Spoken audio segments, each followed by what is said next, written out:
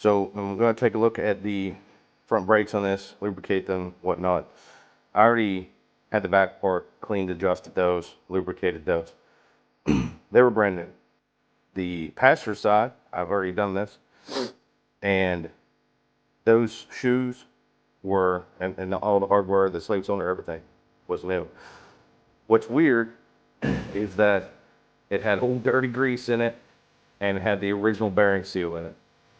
So I'm going to show you how to take the bearing seal out of the back of one of these. This works for rotors as well, if you don't want to destroy the bearing seal.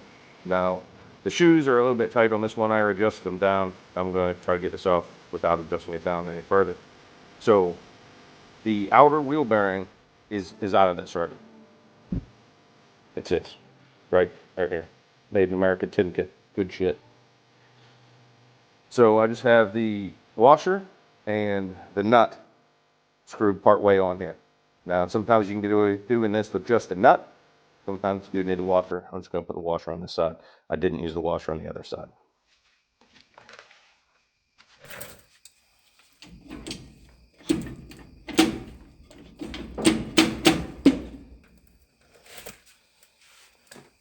Apparently, I can't use the washer on this one.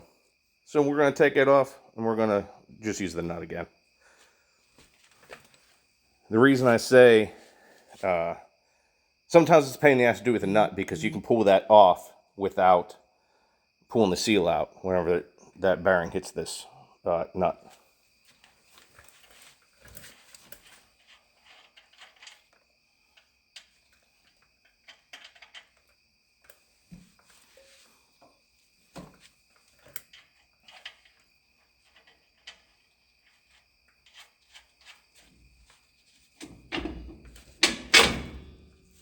And there it is.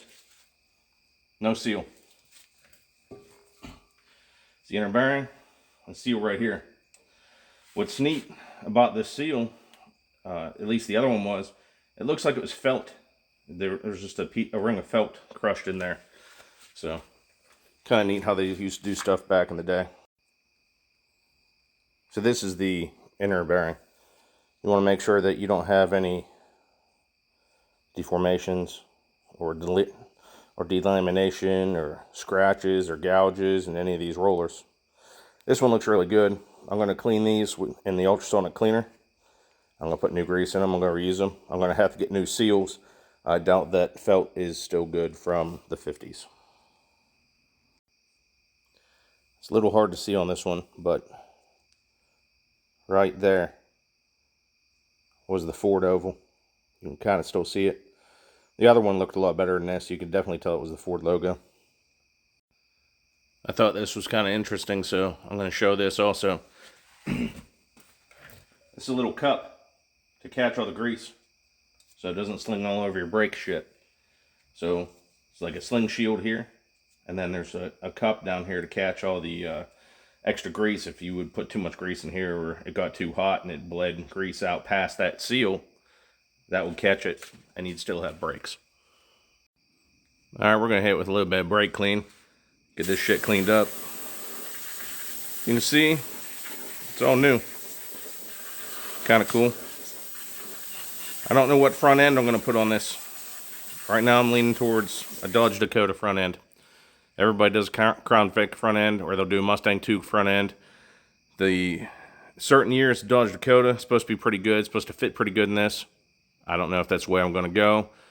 I did contact a couple places like Scott's Hot Rods for a new front end, and they're like $6,500.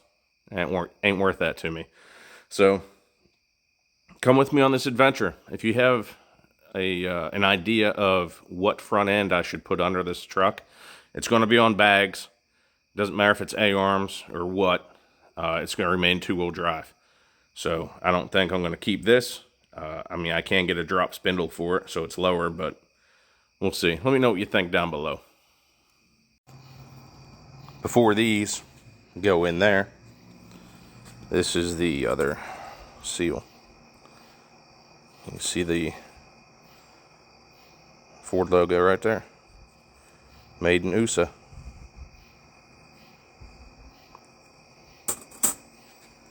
So we're going to go in here for 30 minutes. I'm going to clean up those brakes and shit in that 30 minutes, hopefully. And I'm going to get new seals. So I can't put it back together tonight, but other than that, I'll be golden.